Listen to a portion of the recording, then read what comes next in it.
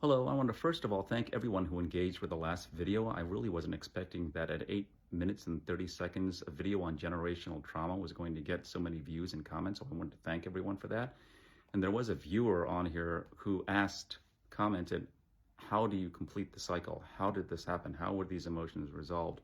And I did want to do a part two. The story still continues actually, and I want to explain what happened after I realized it was generational trauma, that I was resolving the emotions of my lineage. And I wanted to explain what happened after that and how this became the protocol. And so I'm going to do that now. So like I said in the first video, I was very resolute and accepted the mission that maybe cosmically God or the universe chooses certain people to resolve the generational trauma in their lineage by having so much backed up impulsive emotion in them. You know, I'm ADHD and autism and a PTSD, had addiction issues and all. And so I accepted that role after I had that experience where something whispered into my ear, sins of the father, and I related it to generational trauma. So I accepted the mission. Do you choose to accept this? I did, and allowed myself to feel emotions, allowed myself to grieve over the loss of my marriage, to grieve over, the state of my life, to grieve over all the things that I wasn't allowed to grieve over. I didn't allow myself to do so. Now, I should say this. I've been working in therapy with a therapist for years and working with a psychiatrist for years. It's not the only thing that I do. I also have a support group. I also live my life very differently. Okay, I don't want people to think this is the only thing that I do. But it's part of it, and it really, really helped. But I also had a support system while this was happening. Okay, so a few weeks later, all of those thought energies and emotions came up all at once in a short period of time, triggered by something in the environment. I remember it happened on this couch. My body just stayed still. The first thing that happened was that strong feeling of meditative inner peace came up. Some people call it the peace of God. Some people call it the peace that surpasses all understanding. Buddha nature. It's been called many things. I just call it the peaceful presence of universal energy. And so first that came up in my body, and it was so strong that it felt like it was surrounding me.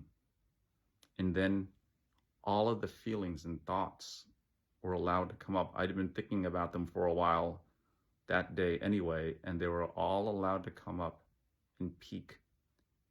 There were no defensive thoughts in there, thoughts of trying to avoid it, pushing these emotions away. Nothing was trying to avoid this. All I felt was the peaceful presence inside me and all around me, and then all of these thoughts and emotions were allowed to come up, and they peaked just like a wave. And when they did, when the wave went back down, I was in utter quietness and emptiness in my mind and in utter peace. There wasn't a thought in my consciousness for a good 15 to 20 minutes. I mean, totally devoid and empty of anything. And the only thought that was in my consciousness was, where are all my thoughts? Like I said, for somebody who has ADHD, that's pretty miraculous, I thought. And so I thought it was over and I felt more peaceful. But then a day later, my body mimicked what my mind did. My mind expelled all of those subconscious, anxious, neurotic, controlling parts of my personality. And I realized the only reason they were there was because it didn't want to feel all this stuff that I was finally allowing it to feel, my body to feel. And so it got rid of that whole part of my personality that it didn't need anymore as a defense mechanism to keep itself, to keep the body from feeling all these core emotions, the ones that I mentioned in the guided protocols. And so the body mimicked what the mind did and began to do a physical, energetic release as well. I remember it feeling like a panic attack. There was definitely thoughts of, oh my goodness, what's happening to me? My heart was beating fast. I felt my hands becoming all tingly. Luckily, I have a friend who's a licensed therapist, called her, and she had been through something similar. And she said, in psychology terms, it sounds like you're going through what they call an ego death. And it can happen over a long period of time, or sometimes it happens all at once, and it sounds like this is happening to you. And so I told her I was getting dizzy, I wasn't feeling well, and she said, just don't resist it. Just don't resist it. The reason that you're feeling dizzy, you're not feeling well, you're resisting it. Just let the process continue. allow these energies to be expelled. And so when I did, the very next day, I did feel like that part of my personality that was always complaining about life, feeling gypped, feeling, very self-righteously angry that life had did this to me, and I was blaming people, my bosses, my wife, and especially myself. I can feel that part of my personality was gone, or at least 95% less. It was like a whisper of itself, and I felt more peaceful inside.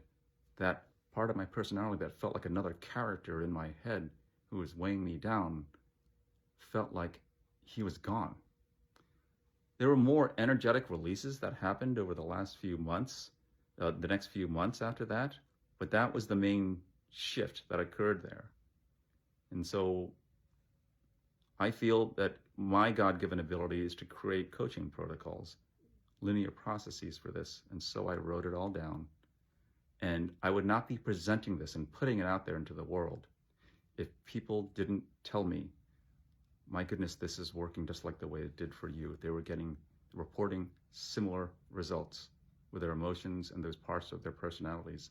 And they said, this is amazing. This is miraculous. I don't believe it's happening in such a short period of time.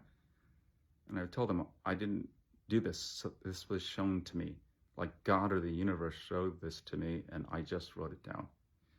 And that's how it became the guided protocols that I use now. There are many others like this. I don't want to make it sound like I'm the only one who does this.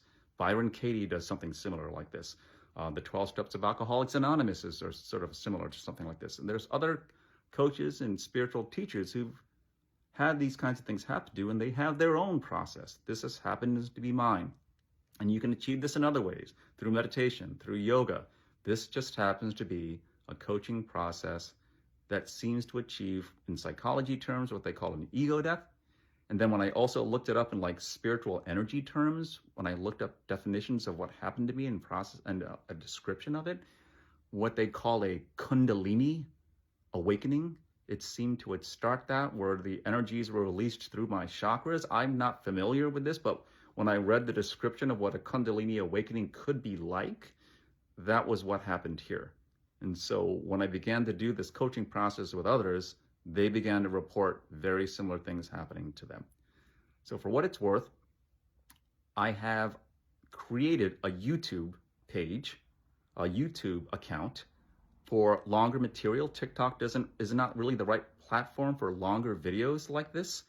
And so if you want to hear a more interview style, detailed explanation and story of this entire thing, I have on there a few guided meditations and also a 40-minute interview in which I describe this more in depth. So if you're interested in that, please go to my YouTube page, and the link is in the profile here on TikTok. Thanks.